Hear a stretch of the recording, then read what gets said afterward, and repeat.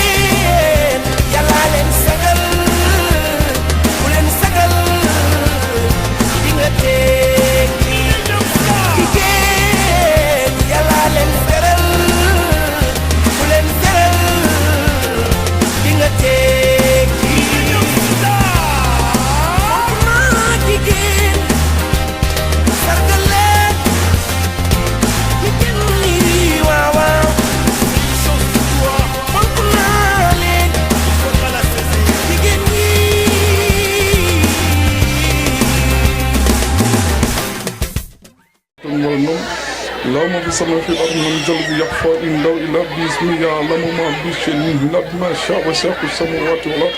ولا يعود ما اسمه ولا لازم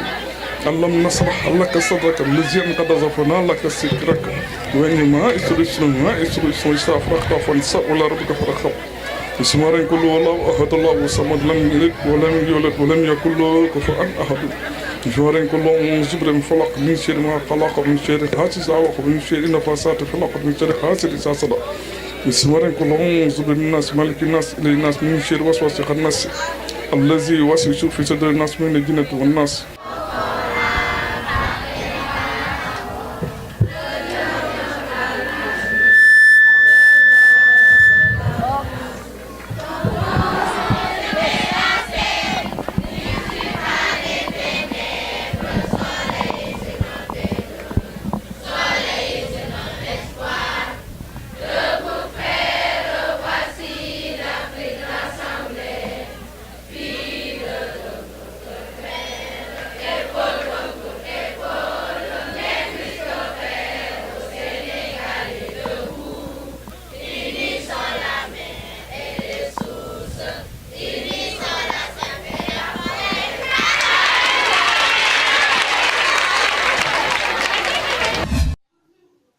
Cette année encore, le CM Diamaguène 1 n'a pas dérogé à la règle en fêtant la journée mondiale dédiée à la femme, au grand bonheur du principal. Bonjour chers invités, chers collègues et chers élèves. Pour la deuxième année consécutive, Madame Diatta et les dames de l'école du CM Diamaguène B nous gratifient de ce beau plateau dédié à la femme. C'est la journée du 8 mars. Et c'est une date qui fait partie désormais de l'agenda républicain. Et nous souhaitons que cette journée demeure gravée à jamais dans les mémoires de l'établissement et de la région. Et comme je le disais tantôt, c'est des dames, si elles veulent, elles peuvent. Et elle est en train de réussir un beau travail avec tous ceux qui l'accompagnent. Quand je dis tous ceux qui l'accompagnent, c'est qu'il y a des hommes en amont et en aval. Même si la grande majorité, n'est-ce pas, est composée de dames. Et c'est l'occasion de rendre un vibrant hommage aux dames de cet établissement, à commencer par les vendeuses, mais l'administration et les collègues clés en main qui sont en train d'abattre un excellent travail dans cet établissement. C'est l'occasion de les applaudir, n'est-ce pas? Alors, applaudissez, elles sont braves. Et j'aurai le courage d'exhiber leur qualité et de les louer partout où je serai. Et elles sont obligées de réussir parce que c'est des dames. C'est une sorte de contrainte morale. Surtout que le thème d'aujourd'hui est consacré à la perte ou à la crise des valeurs. Pour ne pas nous égarer dans le labyrinthe de la sémantique, on a discuté pour axer le thème autour de la crise des valeurs. L'un dans l'autre, nous acceptons quand même que les valeurs constituent un générique. Un générique qui tourne autour d'un trinôme, c'est-à-dire la morale, l'éthique et la déontologie, qui sont des intrants fondamentaux pour la réussite ou bien pour un bon entrepreneuriat et un leadership féminin. Je crois que vous allez faire un plaidoyer dans ce sens. Et quand on parle de valeurs, Madame va revenir là-dessus plus amplement.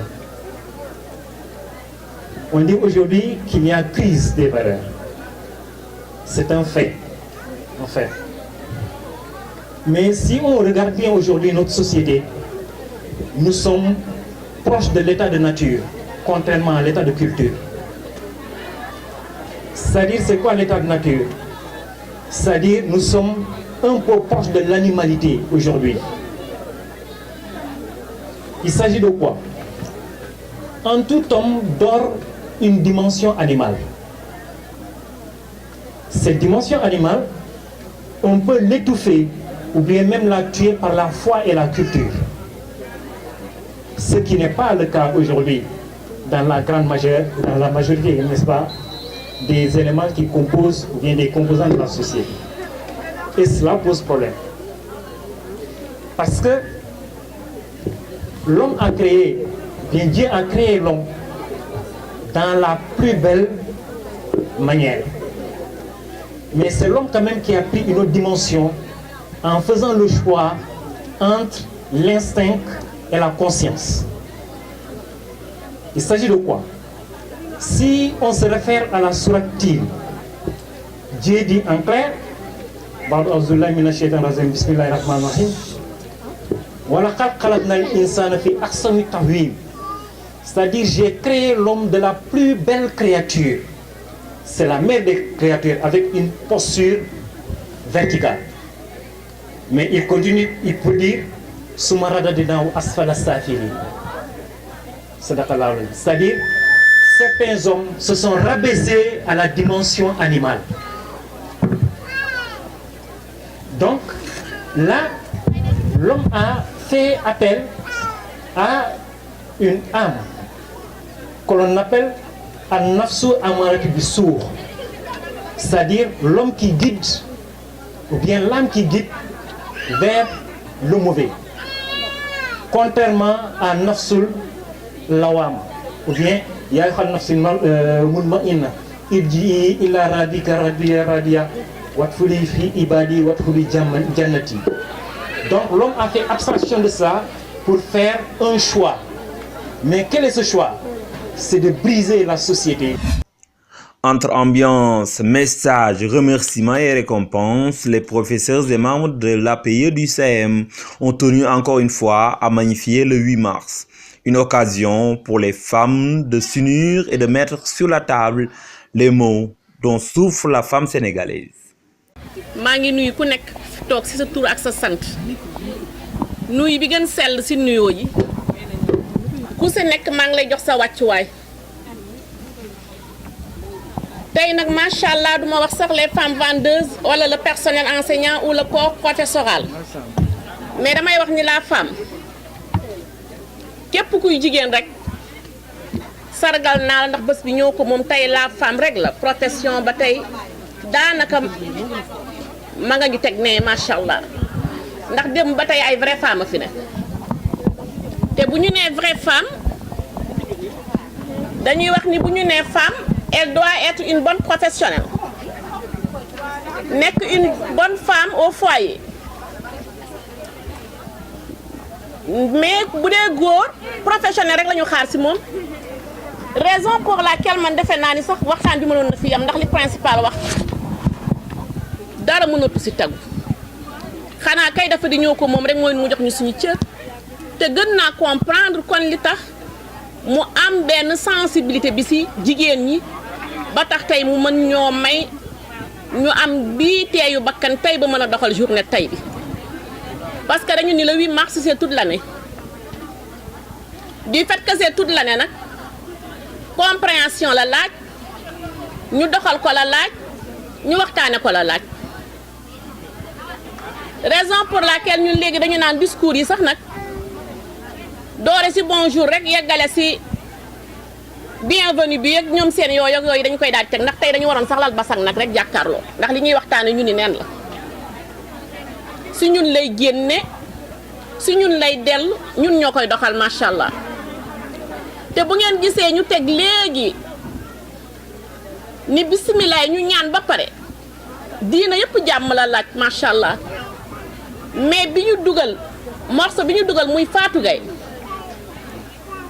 jàngat la laaj te dañ ko teg tey ngir dellu ci suñu borom ngir delluwaat ci suñu mbiri bopp en tant que jigéen macha allah te bu ñu nee jigéen dañu naan jàmm bu ñu nee jigéen dañu naan nañu daw wuti li ma leen di wax léegi li ñuy wax ton sur ton bi tax na kenn amatul jot ton sur ton bi tax na dalatuñ ci njaboot gi ton sur ton bi tax nga ku nekk ne nga maa ngi ñafe ji mais li ñuy ñafe ji lan la fu ñu koy delloo fan la ki ko moom kan la lépp dafa war a dellu ci njaboot gi waaye ñun ñii nekk bureau bii day ñun ñii di génn day di jànkonteeg suñu ay morom mi nawle te gënuñu leen day xam nañ ni crise des valeurs am na waaye dañu pourquoi crise des valeurs man de dama leen di wax ni bu ñu xëyee barki dem la ñu génn ci màggalu Maam Jaara Buso ay ngëneelam mi ngi fi ñun démb la set la woon talaatay ndeer ana ñoom jëmmaj mbooj ñun tey ñu toog fii yaa Seyda nekk nii macha allah kaamil te amu fi woon ak fa jigéen doore woon kon tey jigéen vraiment bu ñuy wax nag indépendance signé nañu ñun kay dañu naan ñun la jamono bëgg a jàpp ñun ñoo bëgg a faay ci suñu xel te fàtte xaju fi ndax principal léegi man li mu wax ci defar suuf si li mu wax ci xelu doomu aadama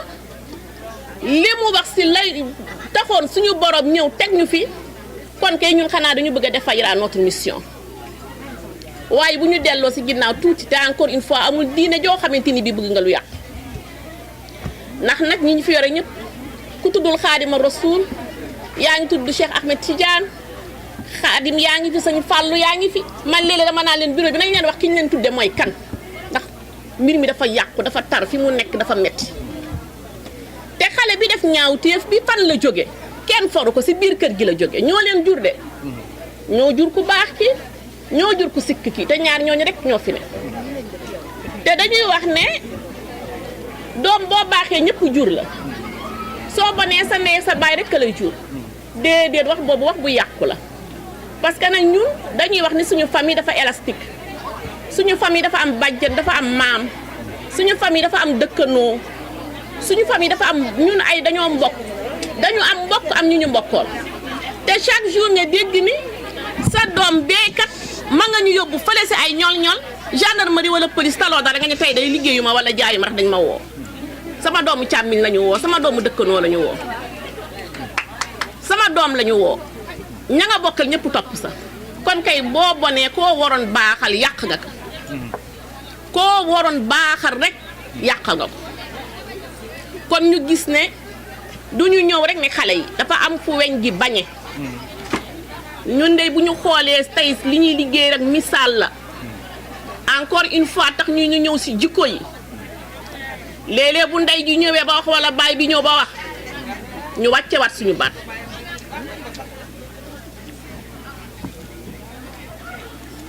léeg-léeg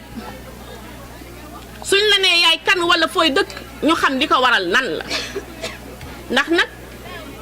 mën nañoo sol ay yére ba mu baax ñëw jàngi si mais jikko ji kenn mënu ko solal te ñun daal suñu problème mooy jikko ji ñu jël nag lépp bëgg ko jiiñ ne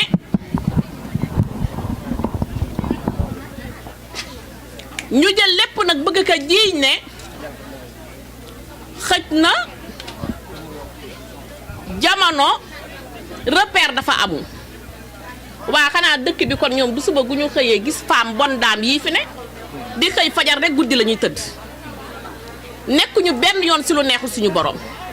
xanaa kay dañu ñemeetul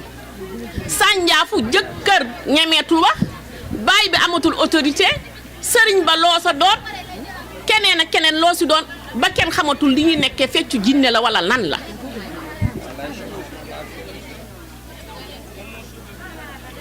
waaye bu ñu dellu si waatee si boolu añ bi dellu si waat si reerukaay bi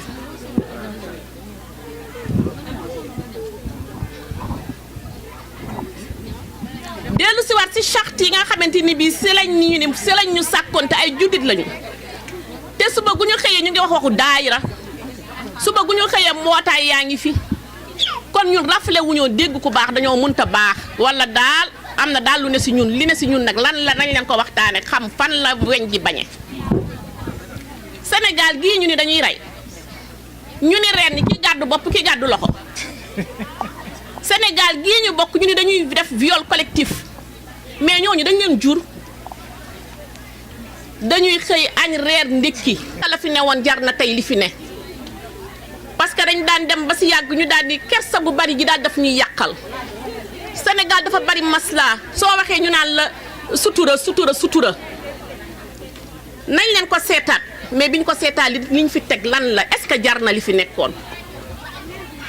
est-ce que amul lu gënoon ñu ñëw tegaat ko fi ngir mën a continuer notre chemin dans la dignité ndax kat dañu ni jigéen dañu ni le nom indique ignore l'émetteur fi ngay bañee naan non ku ko dégg xamul góor la walla jigéen la kon nga la li ñuy nangu nañu seet lan la fii la ñu indi benn élève yéen xale yi yéen a ngi dégg comme li ñu leen wax li ñuy def lépp c'est pour vous aider à mieux grandir xam ngeen lu élève bi wax bàyyi leen ma dem sama yaay day dem sama mag day dem bàyyi leen ma dem fii am na fi kaa bu ñu am suba ba ngoon ci problème dafa nekk ci divorce waa xale yi li ñuy takk sëy tey bu subaa ñuy delloo naa ko yaayam lan la yow nga gis ni ndey day am problème sa sëy ba réglé ko doom ñëw am problème ñëw toog nga ëlba di ko romb sa dëkkandoo ñun la dafa xew li xew lan la est-ce que gënal nañu est-ce que li gën si ñun la est-ce que li gën si njaboot gi la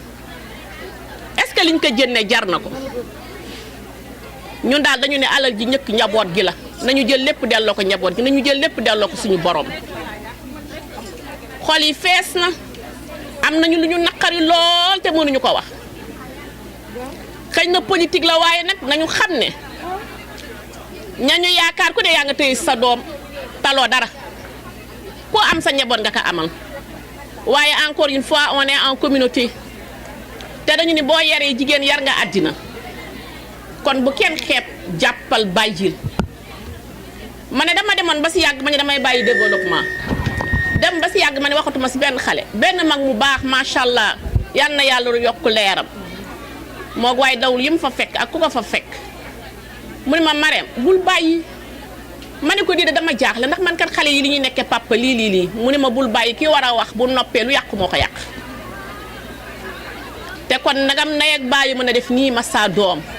kon ñoot di leen bu daggul dikk kon macha allah alhamdulilahi rabil alamin dañuy santaat yàlla di julli si Mohamed da xam ni lépp ñun la naaj bi dafa tàng femme yi si naaj bi fii la ñuy yem ñun ñi si bureau bi sax am na nu muy demee dañuy ubbi fenêtre yi encore une fois ñun ñoom ñoo ñu gën a seddale gis ngeen ces femmes informelles là qui évoluent dans l'informel li ñu mën ñun mënuñu ko billaahi macha allah léeg-léeg nga gis femme informelle ñu ñëw nga ne dangaa defoon benn près 50 000 ñu ñëw sa kër jëkkëram ni moo fi def néeg bi wala lii moo ko fi def mais ñun mënuñu ko fii ñi fi am néeg si fonctionnaire ñan lañu ñi fi am kër ñan lañu ak nan lañ koy wutee kenn du la jox ordonnance ndax liggéeyoo kenn du la ni wut joral ma ndax liggéeyuloo kon booy daan doole war ngaa daanante ak ngor war nga daanante ak jikko war nga sàmmonte ak say nawle war nga sàmmonte ak sa teraanga ëllëg te xam ne mooy sa njaboot jiituwu ko ñun daal wax dëgg yàlla dama leen di wax ñun fi ñuy dooree fa ñuy daane la xamuñu fan la daal mais encore une fois yàlla nañu yàlla boole jàmm jàmm yàlla na yàgg sax ci école bi parce que fii c'est notre deuxième famille dama leen di wax luy polluer suñu atmosphère yàlla nañu ëmb yàlla buñ ci yàlla xiir di def du ma ni sax remerciement